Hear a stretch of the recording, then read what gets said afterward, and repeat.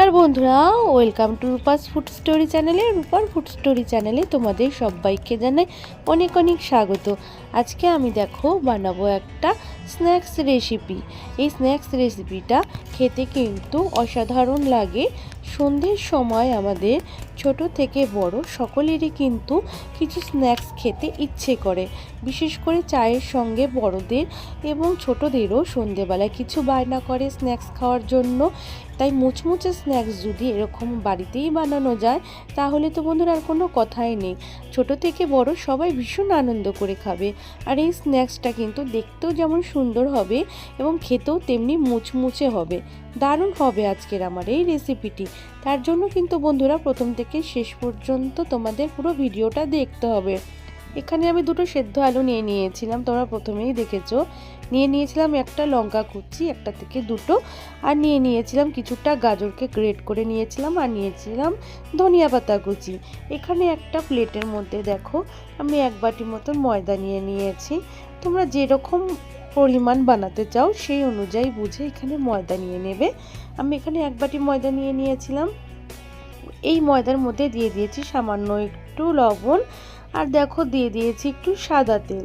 সাদা তেলটা দিয়ে ভালো করে ময়দাটার মধ্যে আমি মেখে ময়াম দিতে হবে। তোমরা চাইলে এখানে ঘি কিংবা বাটারও অ্যাড করতে পারো। আমার হাতের কাছে এগুলো ছিল না, তাই আমি সাদা তেল দিয়ে ময়াম দিচ্ছি। আর ভীষণ ভালো করে ময়দাটাকে এই তেল দিয়ে ভালো করে কিন্তু মেখে নিতে হবে, যার ফলে কিন্তু ওপরের জিনিসটা ভীষণ মুচমুচে হবে। খুব ভালো করে হাত দিয়ে এভাবে কিন্তু সমস্ত তেলটাকে ময়দার মধ্যে আমাদের মিশিয়ে নিতে হবে। তা না হলে কিন্তু ওপরের কিন্তু লেয়ারটা, ময়দার যে লেয়ারটা হবে সেটা কিন্তু মুচমুচে আর খাস্তা হবে না। এইভাবে মাখতে মাখতে যখন দেবে হাতে মুঠ করলে এক জায়গায় বেশ দলার মতন হয়ে যাচ্ছে, তাহলেই বুঝতে হবে আমাদের ময়াম দেওয়াটা কিন্তু খুব সুন্দর হয়েছে। এরপর আমি অল্প অল্প করে একটু একটু করে জল দিয়ে ময়দাটাকে মাখবো। প্রথমেই কিন্তু একবারে বেশি করে বন্ধুরা জল দেব না, এর ফলে কিন্তু ময়দা ডোটা একদম পাতলা হয়ে যেতে পারে, ভালো হবে না। এর জন্য কিন্তু অল্প অল্প করে জল নিয়ে বারে বারে জল নিয়ে মাখবো। এর ফলে কিন্তু মাখাটাও সুন্দর হবে আর নরমও হবে না। সুন্দর একটা ডো আমি রেডি করে নিয়েছি এইভাবে মেখে। এবার আমি একটা বাটি চাপা দিয়ে রেখে দিলাম, তার ফলে কিন্তু আমার ডোটা শক্ত হবে না ওপর থেকে। এইভাবে সুন্দর করে ঢেকে রাখবো। তারপর এখানে একটা বাটি নিয়ে নিয়েছি। আমি যে সেদ্ধ করা আলুগুলো প্রথমে দেখিয়েছিলাম, এই সেদ্ধ করা আলুগুলো আমি এই গ্রেটারটা দিয়ে গ্রেট করে নেব খুব সুন্দর। এর ফলে কোনো শক্ত অংশ থাকবে না আলুর, পুরোটাই সুন্দর নরম কিন্তু একটা হয়ে যাবে। এইভাবেই আমি হাত দিয়ে চেপে চেপে সেদ্ধ আলুগুলোকে সুন্দর করে গ্রেটার দিয়ে গ্রেট করে নিচ্ছি। তোমরা কিন্তু খুব সহজেই বুঝতে পারছো। এইভাবেই আমি দুটো আলুকে গ্রেট করে নিয়ে নিয়েছি। এবার আলুর মধ্যে আমি যে মশলাগুলো মিশাবো সেগুলো আমি একে একে সব দেখাচ্ছি বন্ধুরা তোমাদের। প্রথমে দিয়ে দিয়েছিলাম লঙ্কা কুচি, এবার দিয়ে দিয়েছি ধনিয়া পাতা কুচি, দিয়ে দিয়েছি গ্রেট করা গাজর, এখানে দিয়ে দিচ্ছি শাহি গরম মশলার গুঁড়ো, আর দিয়ে দিলাম এখানে সামান্য একটু লাল লঙ্কার গুঁড়ো, দিয়ে দিয়েছি আমি গোলমরিচের গুঁড়ো, দিয়ে দিলাম চাট মশলা, আর দিয়ে দিয়েছি জিরের গুঁড়ো। জিরেটাকে আমি হালকা একটু ভেজে নিয়েছিলাম, এই গুঁড়োটা দিয়ে দিয়েছি। এর ফলে স্বাদ এবং গন্ধটা কিন্তু দারুণ আসবে বন্ধুরা। এখানে আমি তারপর দিয়ে দিয়েছি কর্নফ্লাওয়ার। কর্নফ্লাওয়ারটা আমি একবারে বেশি করে দেইনি, অল্প করে মাখবো, মেখে দেখবো কতটা প্রয়োজন হয় সেই বুঝে এখানে অ্যাড করতে হবে। একবারে বেশি দিয়ে দিলে খুব শুকনো হয়ে যাবে, খুব শুকনোও হবে না আবার একদম নরমও হবে না, মিডিয়াম রাখতে হবে। এর ব্যাটারটা সুন্দর। এইভাবে আমি একটা কাঁটা চামচ নিয়ে নিয়েছি, কাঁটা চামচ দিয়ে সুন্দর করে এটাকে আমি মিশিয়ে নেব। এখানে আমার হাতও লাগাতে হয়নি, কাঁটা চামচের সাহায্যে সুন্দর করে আমি আলুটা মেখে নিচ্ছি। এর ফলে আমার হাতও কিন্তু একটু লাগবে না। তোমরা চাইলে হাত দিয়েও মাখতে পারো, তবে হাত দিয়ে মাখার সময় হাতের মধ্যে কিন্তু বেশ আলুটা আটকে আটকে যায়। তার আগে তোমরা একটু হাতে তেল মেখে করবে, তাহলে কিন্তু একটু কম আটকাবে।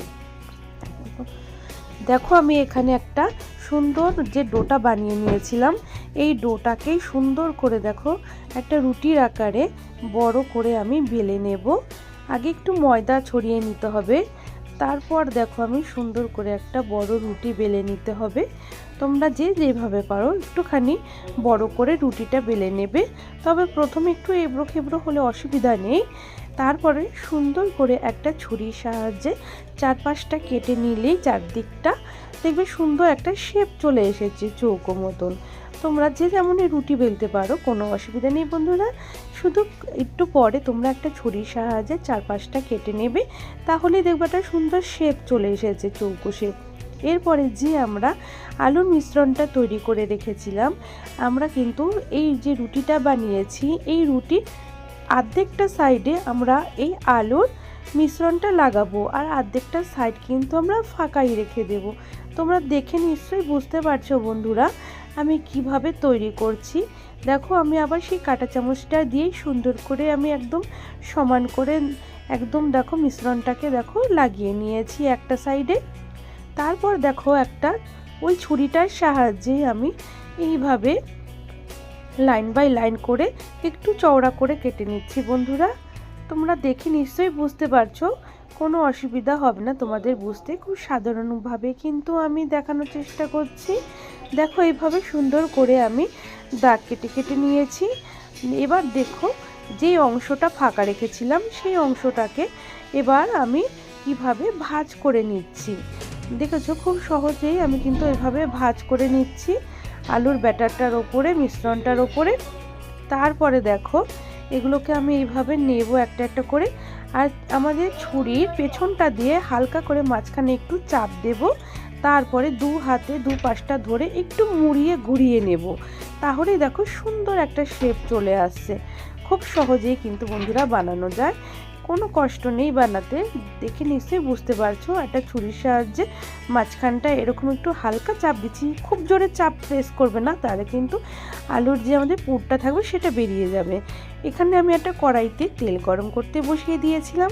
তেলটাকে খুব সুন্দর করে দেখো বন্ধুরা গরম করে নিয়েছি। আগে একটু আমি ময়দাটা একটা অংশ দিয়ে দেখলাম যে না খুব সুন্দর গরম হয়ে গেছে তেলটা।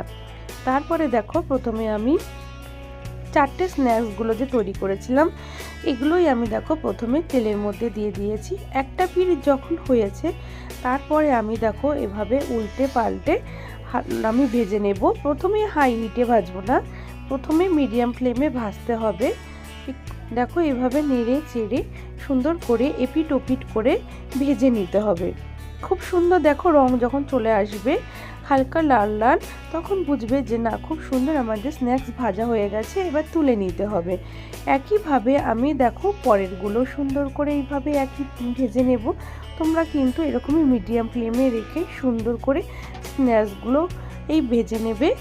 প্রথমে কিন্তু দেওয়ার সাথে সাথে স্ন্যাক্সগুলো উল্টে নেবে না, তাহলে কিন্তু ভেঙে যাবে। একটু হতে দেবে, যখন দেবে একটা সাইড একটু লাল লাল হয়ে গেছে তারপরে আস্তে করে উল্টে দেবে বন্ধুরা। তাহলে খুব সহজেই দেখো কি দারুণ একটা স্ন্যাক্স বাড়িতেই তৈরি করা যায়, কোনো অসুবিধা নেই। খুব সামান্য উপকরণ দিয়ে বাড়িতে এত সুন্দর মজার একটা রেসিপি তৈরি করা যায়। তোমরা বন্ধুরা কি কোথা থেকে আমার আজকের এই ভিডিওটা দেখছো অবশ্যই কমেন্ট করে জানাবে। তোমাদের কমেন্ট পেলে আমি ভিডিও বানাতে আরও বেশি উৎসাহিত হব বন্ধুরা। তাই এইভাবেই কিন্তু তোমরা কিন্তু অবশ্যই আমাকে কমেন্ট করো, তোমাদের কমেন্টের আশায় আমি কিন্তু থাকবো। দেখো খুব সহজে কি সুন্দর একটা পিঠ হয়ে গেছে, পরে আমি কিন্তু উল্টে দিয়েছি। তোমরা দেখে নিশ্চয়ই বুঝতে পারছো এভাবেই কিন্তু একটু পর পর উল্টে পাল্টে আমাদের কিন্তু স্ন্যাক্সগুলোকে ভেজে নিতে হবে।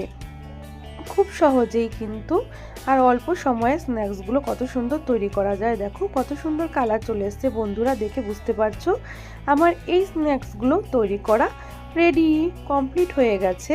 এবার আমি তোমাদের সার্ভ করে দেখাবো একটা প্লেটের মধ্যে। দেখো আমি একটু টমেটো সস নিয়ে নিয়েছি। এই স্ন্যাক্সগুলো তোমরা এমনিও খেতে পারো, চাইলে চায়ের সাথেও খেতে পারো, এবং একটু টমেটো সস ভরিয়েও খেতে কিন্তু বন্ধুরা দারুণ লাগবে। আজকের ভিডিওটা তোমাদের কাছে বন্ধুরা কেমন লেগেছে অবশ্যই কিন্তু কমেন্ট করতে ভুলবে না। আর আজকের ভিডিওটা যদি ভালো লেগে থাকে অবশ্যই ভিডিওটাতে একটা লাইক করবে, ভিডিওটা অন্য বন্ধুদের মাঝে শেয়ার করে দিও। আর আমার চ্যানেলে যদি বন্ধুরা নতুন হয়ে থাকো অবশ্যই কিন্তু চ্যানেলটাকে সাবস্ক্রাইব করতে ভুলো না, পাশে থাকা বেল আইকনটা প্রেস করে দিও যাতে নতুন নতুন ভিডিও সবার আগে তোমাদের কাছে পৌঁছে যায়। তোমরা খুব ভালো থেকো।